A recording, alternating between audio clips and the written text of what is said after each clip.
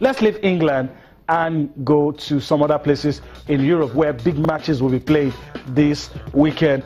Well, our first stop will be, okay, we'll go to Germany first. Selected fixtures for you. Dortmund taking on Bayern Munich, Atletico Madrid taking on Real Madrid, and of course AC Milan taking on Inter Milan. I mean, no arguments. These are very, very huge games.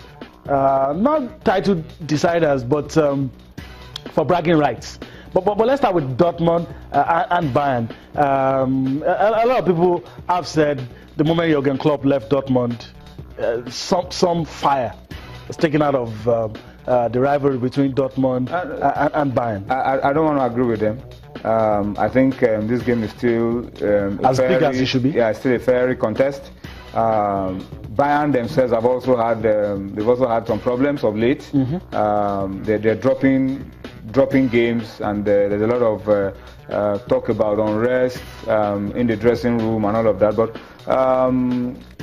I'm sure we'll see that electrifying game that Dortmund versus Bayern has become in the last couple of years. So it's an opportunity for us to again see that attacking firepower of Bayern, see if they will be able to decimate Dortmund in this one.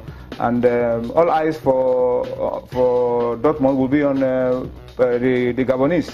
Pierre-Emerick Aubameyang, who is a lot of people say he's unsettled. He probably wants to leave. Punished for going AWOL and coming back to score 4 in that game. So it's going to be a good game to watch anyhow. An opportunity for Ancelotti to show that there is no crisis. That is one Robben, Ribery, let's see, those guys are returning. Douglas Costa. What they bring to the team, Lewandowski. So it's a massive game any day, and I'm sure the world will enjoy a good game of football. Will you be brave enough to call it? Well, Bayern for me look like more likely to win this one, but with no scoreline. Bayern, well, it could be heavy. Because on a good day, Bayern can if they get into their strides. Get into their strides. They have the quality to take anybody out. And but I think Bayern, for me, will nick this one easily. Well, there are no easy games. Okay. There are good heavy score lines, comfortable wins, but there are no easy games. Okay. All right, let's go to Spain. Atletico Madrid, in recent times, have shown us that, look, it's not just about Real and Barcelona. Pay us some attention, especially with Diego Simeone. He's done a lot for Atletico, and anytime Atletico comes to the field against Real or Barcelona, it's very difficult for you. Atletico are playing at home in this one, but Real Madrid are also doing well.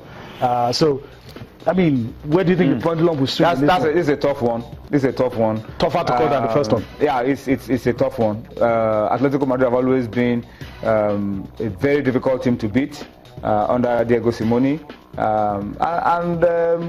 A game coming up immediately after the international break, when a lot of the players are fatigued and are carrying knocks, makes it even more difficult. But this is very, very tight. The same thing that we talked about Bayern is what we can also talk about Real Madrid. A lot of stories about the dressing room and Zidane not enjoying the best of times and all of that. But you know, once the football on the pitch starts, everything takes a backstage. Yeah. So we are still going to see Madrid try to win this one, and it's a tough one to call. Right, tough one to call, but more likely a draw for me, or even Atletico can nick it.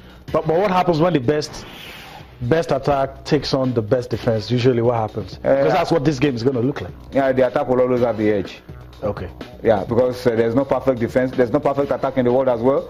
But when you defend against some of those, I mean, some of the best attackers in the world, there's no way they won't create one or two chances. Cave in at some point. But Atletico Madrid, it's a very decent side, and it's going to test Real, test them to their limits. If it's ending a draw, I won't be surprised. or even Atletico, I mean, with the support at home, if they go ahead to nick this one. All right, so you're not calling it? I'm not calling this one. This one is too close to call. Okay, all right. Let's go to the other one. Well, a lot of people will say this one has lost its glory somewhat. I remember growing up, AC Milan and Inter, I mean, you will almost want to give a ham and a leg to watch this game, the Milan derby. It's not so anymore. No, it's not so anymore. The two clubs have lost a little bit of their firing managers. Pedigree. They become selling clubs. Their pedigree. They don't even end up in the top 4 anymore. Europa League is not even guaranteed. Yeah, they're struggling on all fronts. So it takes, but then even if a team is not doing well, no matter what the form is, for some teams, the derby is still the derby. Different, yeah. And that's why we're talking about it. Yeah, that's why we're talking about it. And what they play for makes the players want to give 100%. So maybe there will still be something for us to watch out for in this game. But then the two teams have gone way off what they used to be. But the derby is still the derby. The Milan teams will still probably want to play for who owns the city. Yeah. And so maybe that could produce some sparks for us to enjoy the game. But then these two teams a long way off the mark at the moment. All right, but you're not calling this one. Too close to call as well. But Inter, for me, I think if I'm pressed to pick a winner in this one, probably Inter. They need it more. Inter look like they'll be doing it. When we look at their results and the way they played against Juventus the other day, I think Inter will the edge in this one. All right. Okay, Tony, before I let you leave, let's talk about a player that's announced himself to the world here in Nigeria, Robbie Keane. Nigeria 99? Nigeria 99. Republic of Ireland? Yeah, left Europe, went to United States, but the LA Galaxy are saying, we're done with Robbie Keane. History, we remember him for what he has done for us, but we have gotten to that stage where we need to let you go.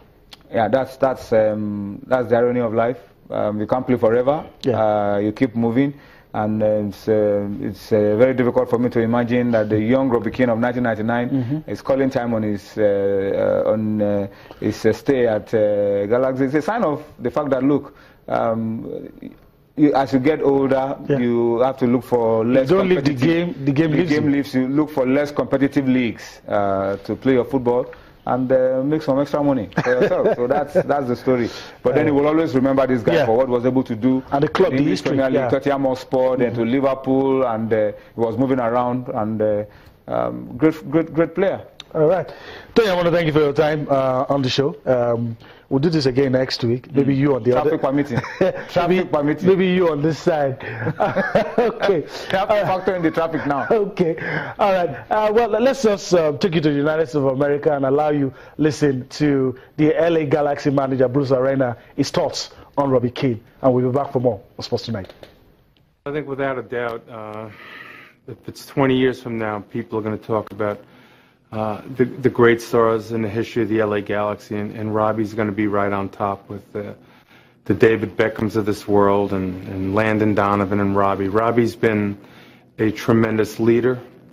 We've won championships with him. He's been a prolific scorer, and arguably people would say one of the best designated players in the history of the league. So he's had a fabulous 6 years. I think the LA Galaxy and our fans are indebted to the contributions Robbie's given to our club.